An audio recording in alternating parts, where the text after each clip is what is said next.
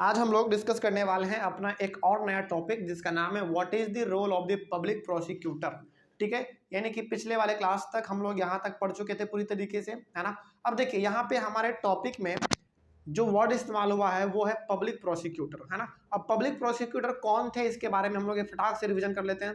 सबसे ऊपर में ही हम लोग यहाँ पे बात किए थे पब्लिक प्रोसिक्यूटर और डिफेंस लॉयर। इसमें हमने आपको बताया था एग्जाम्पल देके कि भाई हम गरीब आदमी थे तो हम लॉयर को हायर नहीं कर सकते हैं क्योंकि हमारे पास पैसा नहीं है। लेकिन हमको क्या करते हैं, जज साहब जो है ना कहते हैं कि कोई बात नहीं, आपके पास पैसा नहीं है लेकिन आपके लिए भी एक लॉयर काम करेगा, ठीक है, जो कि आपके केस को लड़ेगा। ठीक है, तो उसको हम लोग कहते हैं पब्लिक प्रोसिक्यूटर, जो हमारे केस को लड़ेगा। कोई डाउट नहीं अब इसमें। और ये पब्लिक प्रोसिक्यूटर को क्या हम हायर करते हैं? नहीं, ये पब्लिक प्रोसिक्यूटर को जज ही हायर करके हमको दे देता है। ठीक है, तो यहाँ पे लिखा हुआ भी था कि lawyer who represents the state. State का मतलब यहाँ पे क्या है? गवर्नमेंट। ठीक है, तो यहाँ पे वो लॉयर जो कि गवर्नमेंट को रिप्रेजेंट करता है। यहाँ पे गवर्नमेंट का रिप्रेजेंट करने का मतलब ये है, यहाँ पे ना बहुत सारे बच्चों को कंफ्यूजन भी होता है, सर यहाँ पे गवर्नमेंट को रिप्रेजेंट करने का मतलब क्या है? यहाँ पे गवर्नमेंट थोड़ी ना कोर्ट में जाएगा, कोर्ट में तो हम जाएंगे, है ना। तो यहाँ पे कहने का मतलब ये है कि देखो, जज जो होता है ना वो भी गवर्नमेंट का ही एक हिस्सा होते हैं। ठीक है, लेकिन गवर्नमेंट ने आपके लिए लॉयर चूज किया ना, तो समझिएगा यहाँ पे ध्यान से, क्योंकि आपके पास पैसा नहीं था, आप एक लॉयर को हायर नहीं कर सकते थे, इसीलिए जज ने हायर करके आपको एक लॉयर दिया।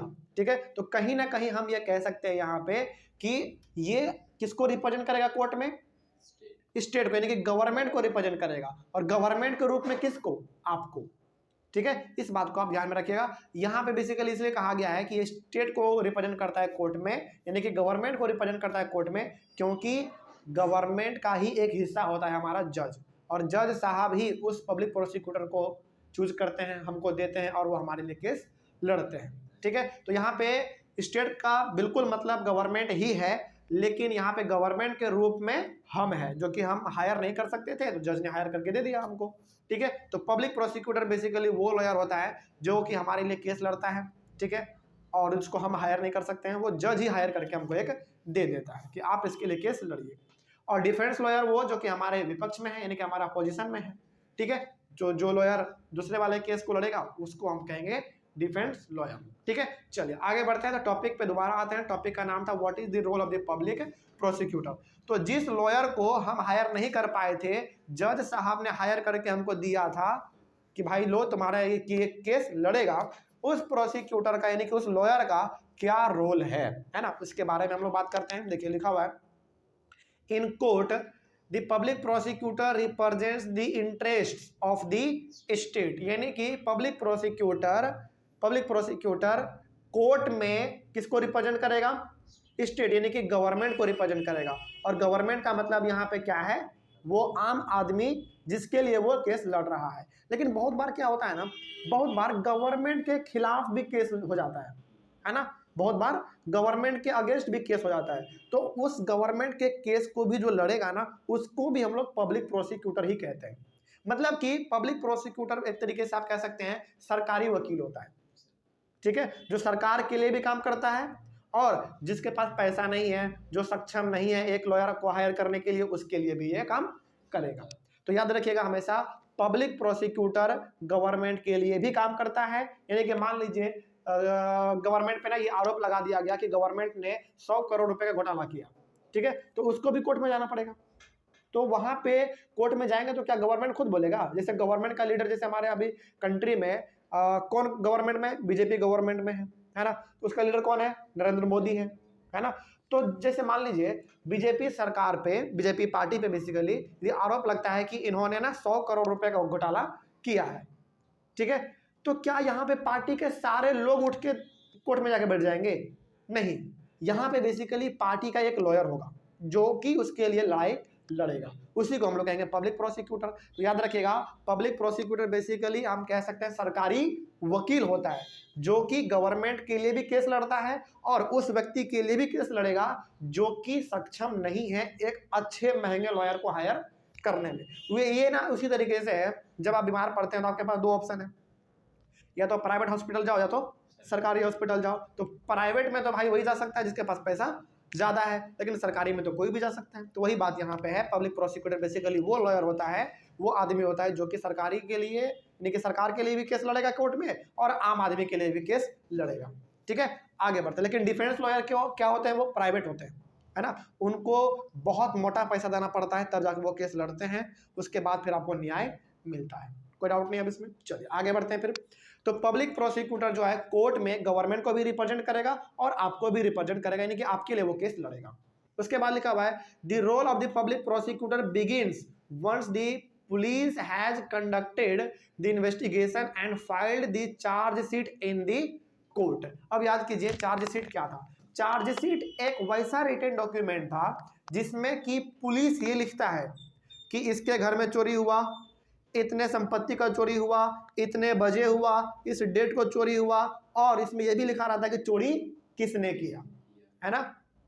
देखिए यहाँ पे हमने आपको दो चीज बताया था, एक हमने आपको बताया था एफआईआर और एक चार्जशीट।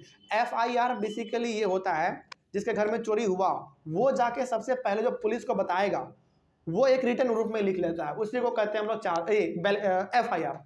ठीक है, लेकिन चार्जशीट क्या होता है ना, चार्जशीट एक ऐसा लंबा एकदम डिटेल्ड डॉक्यूमेंट होता है जिसमें कि चोरी का पूरा जायजा लिखा रहता है कि कब चोरी हुआ, क्यों हुआ, कितने का हुआ, कहाँ पे हुआ, तारीख क्या था, टाइमिंग क्या था, किसने चुराया, जिसने चुराया उसका नाम क्या था, है ना, उम्र क्या था, मोबाइल नंबर क्या, उसका पता क्या है, खानदान का क्या क्राइटेरिया, मतलब क्वालिफिकेशन क्या है, वो सब का सब कुछ उसमें लिखा रहता है, उसी को हम लोग कहते हैं चार्जशीट। और ये पूरा का पूरा एक डॉक्यूमेंट बना के पुलिस जो है कोर्ट के सामने पेश करते हैं, यानी कि जज को देते हैं कि जज साहब देख लीजिए यही सब केस है ना।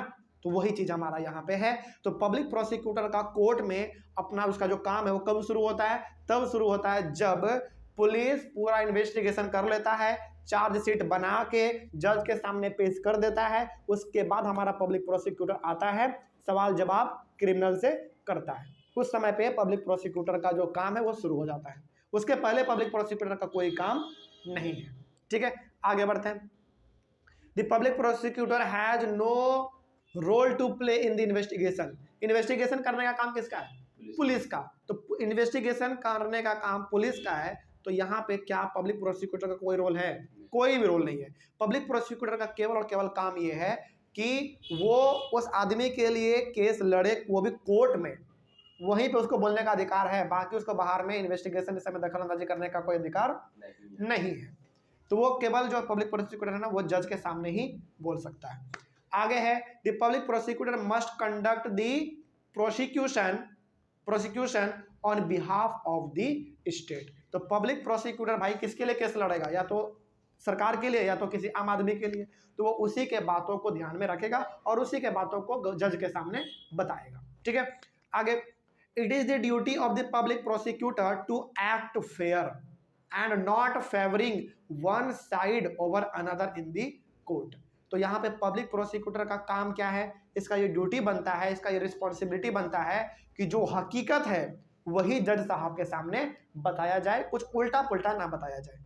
ठीक है, यानी कि कहीं पे भी धोखाधड़ी वाला कोई बात ना हो, जो सच्चाई है वो जज के सामने बताए और जज उसके ऊपर फिर बाद में अपना फैसला सुनाएगा। ठीक है, वही चीज यहाँ पे लिखा हुआ है। तो कहा गया है यहाँ पे कि पब्लिक प्रोसिक्यूटर को किसी का साइड नहीं लेना चाहिए, जो हकीकत है वो जज के सामने बताना चाहिए, फिर वो अपना जो फैसला होगा सुनाएगा अपना।